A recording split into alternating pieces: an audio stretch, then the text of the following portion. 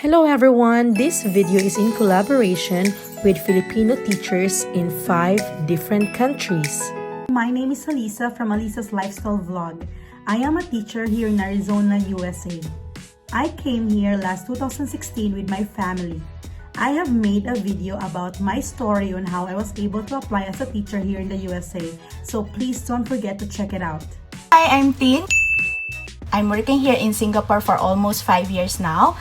So I was 23 years old when I came here. 1 year experience lang ako sa Pinas, then nag-abroad na ako. I'm a senior teacher, pero I'm still handling another class which is K2. So yun yung mga bata na 5 to 6 years old. Hello everyone, I'm Tina. I'm a primary teacher here in Ho Chi Minh City, Vietnam. I have been working since 2016, so a good 4 years. Hello guys, my name is MJ and I'm currently working in Pathum Thani, Thailand for almost 2 years. My name is Derry and I'm an ALT or Assistant Language Teacher here in Japan. So I started working for Japanese public school since August of 2018 and I got here through a dispatch company. It's a private international company, Interact. I have a J1 visa and I am part of the J1 Exchange Teacher Program. This program is open for all teachers with 2 years full-time classroom teaching experience and a bachelor's degree in education.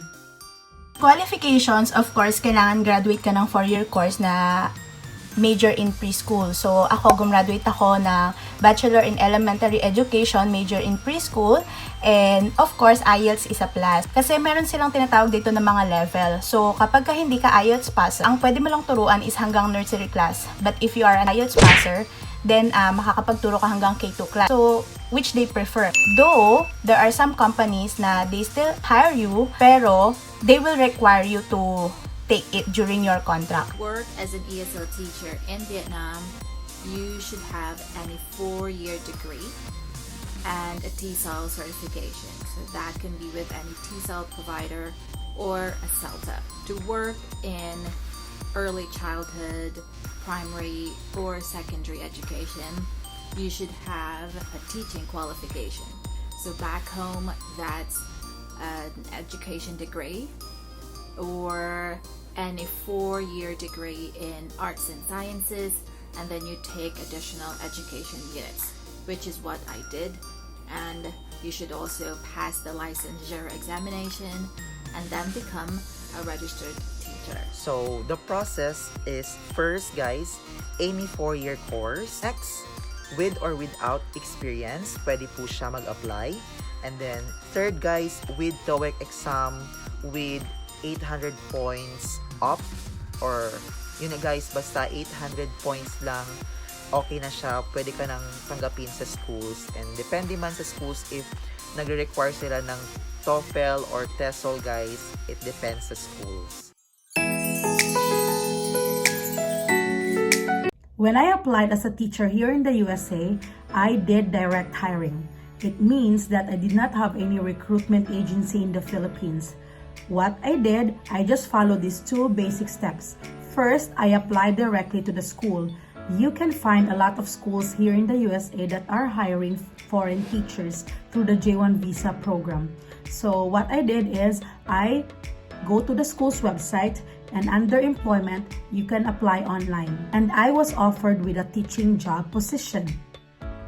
After I was offered with a teaching job position, they connect me with one of the sponsoring agencies that is designated by the US State Department. Once I established connection with a sponsoring agency that will help me get a J1 visa, I was able to start my application for the J1 visa. For the complete steps on how to apply for the J1 visa, please check out my video in my channel. The application process to become a primary or a secondary teacher is pretty straightforward, at least for most schools that I know. What you need to do is you need to go to their website, read the qualifications, and then submit your CV and your cover letter. In my case, I did that, but I also had a friend who worked at the school, and so he talked to the hiring manager and academic team about me. So it's really good to have somebody in the school to help you with your application. Otherwise, then you go through the regular process, and that's submitting your documents, your qualifications via email, or if the school has its own hiring app or recruitment app, which we have now at the school, then you just need to download the app or go to the website and just follow the instructions on how to upload your documents online. Regarding application process, so yung naging process nung sa akin is kakaiba kasi it just so happened na meron akong friend na may kakilala siyang agent dito kasi meron siyang classmate before na nakapunta na dito and yun yung naging agent niya. I will advise you not to do that kasi medyo mahigpit na sa Pilipinas yung immigration. So normally, ma-offload ka and then masasayang lang yung pagbili mo ng ticket. I will advise you to go to an agency dyan sa Pilipinas. So, meron akong alam na agency na pinag-applyan ng mga schoolmate ko before and I heard na talagang nakakapagpaalis sila ng mabilisan. So, ito yung link. PAMI yung pangalan ng agency. You just try to search that agency and tingnan mo lang kung paano yung proseso nila. Regarding mga requirements, of course, you need your diploma, TOR. They will require you also to get a course description from your university, especially yung mga major subjects mo. Certificate na kompleto mo yung practicum mo sa Pilipinas while you were studying, and they also need your medical certificate na kompleto ka ng vaccine sa chickenpox at ang MMR.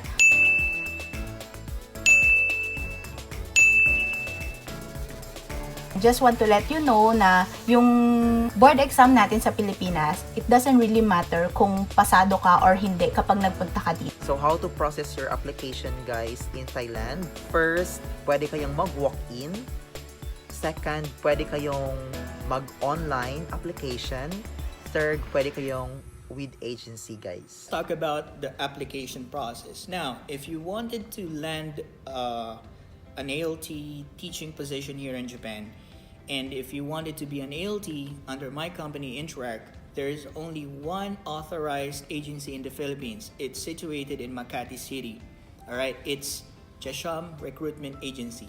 All right, so we will try to provide the links down in the description below so you can access it. All right, or if you can't find the links, you may go check my channel. I actually made a detailed application process for Filipinos. Alright, so that one is really useful. Please go check it out if you really wanted to be an ALT here in Japan.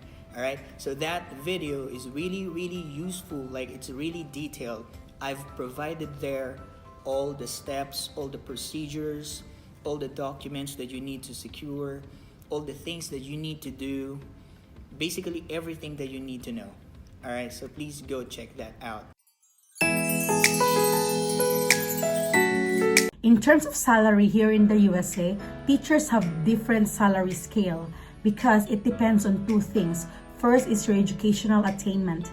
If you have bachelor's degree, your salary is much lower than those with a master's degree or a doctorate degree. The other determining factor is your teaching experience. The longer is your teacher experience, the higher your salary is. So your salary depends on how long have you been teaching. If you are teaching for 5 years, you will have a specific salary for that.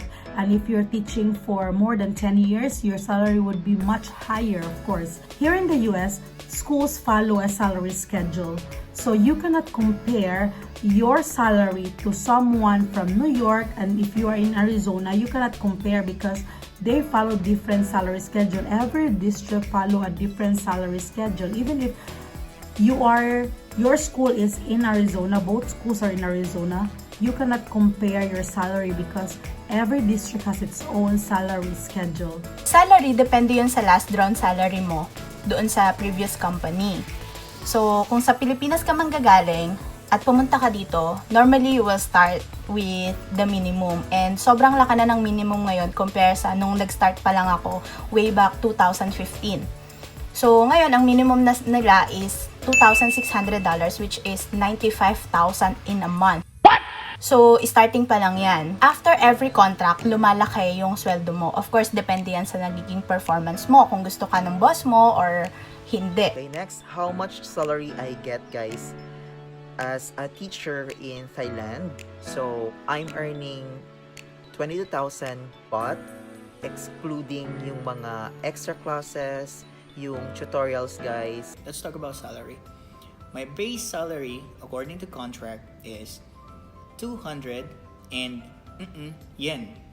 Alright, so that's my base salary. My base salary during my previous contract is different from what I am receiving right now. We don't have any bonuses, but I do receive additional allowances for gas, transportation, a portion for my car rental fee, and allowance for head teacher position because I got promoted in less than a year as a head teacher. Salary of an ESL teacher is very different from somebody who works at a proper school, for example, like a classroom teacher who teaches primary or secondary education or early childhood education. So let's talk about ESL teaching. For ESL teaching, the rate differs from time to time, but the range is usually from $17 to $20 per hour. And for teachers working in primary, secondary, and ECE or early childhood education, it depends on your qualification. Some teachers get 40 million dong to 60 million dong. Sa benefits naman, iba-iba din, depende sa company. Just like the salary. So, kung paano kanila bigyan ng bonus, ng increment. So, currently, meron akong bonus at 13-month na nakukuha ko every end of the year. And then, January, meron kaming increment. So, yun yung depende sa performance mo. So, in terms of benefits, we are given 14 days of annual leave and 14 days of sick leave. So, sa annual leave, tumataas siya every year depende sa company or every after your contract, which is normally 2 years or 3 years. For our sick leave, meron kami certain amount na pwedeng gamitin for our check-up. Yung total cost nun, 10% lang nun ang babayaran namin. So, for example, nagpa-check-up ako and I spent $50. So, ang kailangan ko lang bayaran doon is $5. Then the rest, company yung bahala na magbayad doon. But of course, it's not the same as other companies. Other companies will just give you sometimes $250 in a year. And then kapag naubos mo na yung $250 na yon for your medical, then you have to spend on your own na. The main benefits that you will get if you work as an ALT here in Japan. First one is, of course, a pretty reasonable salary. Another one, if you are working as a teacher here in Japan, you are regarded as someone. You are like dignified. You are like respected. So that's another benefit. Okay. And the third one, well, we know that Japan is very rich in culture. People are kind. They're hospitable, and there's a lot of things that you can do and experience. Like you can enjoy your life here in Japan, and that's the third benefit. So when we talk about benefit, we're not just talking about money matters, right? So the experience and how people will treat you are added benefits in my point of view. Sa benefits, guys, so meron silang binigay na health insurance, may free check-up ka, may free hospitalization ka, guys. If nagkasakit ka, guys, meron silang binibigay sa iyo. And then yung benefits niya sa school ko lang, guys, binigyan kami ng free accommodation, free din yung electric bill, and free din yung water bill, guys. The benefits of an ESL teacher and a classroom teacher are pretty much the same. If you're a full-time employee, then of course you get a health insurance, and you also get a housing allowance. The housing allowance is something that is only made available to those who work at a proper school. Unfortunately, you don't get that if you work at language centers. Now, in terms of work life, I should say that I really like teaching here in the USA because of all the materials that are available. So meaning I don't have to worry what are the things that I will use for my classroom because we have technology. In my classroom, I have smartboard, I have iPads, I have computers. Everything will be provided for you, even pencils and coloring materials. You will have a budget. In my school, they are giving us $250 budget for a year that we can shop around for school materials. I can say that I am more relaxed here compared when I was still in the Philippines.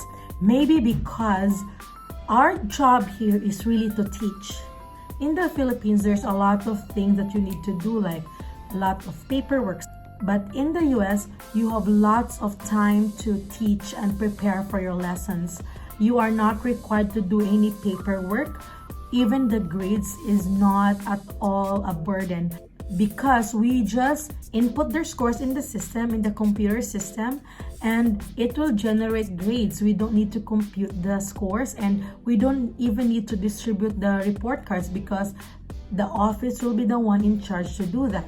And aside from that, our schedule here starts at 7:30 in the morning and ends at 3:30.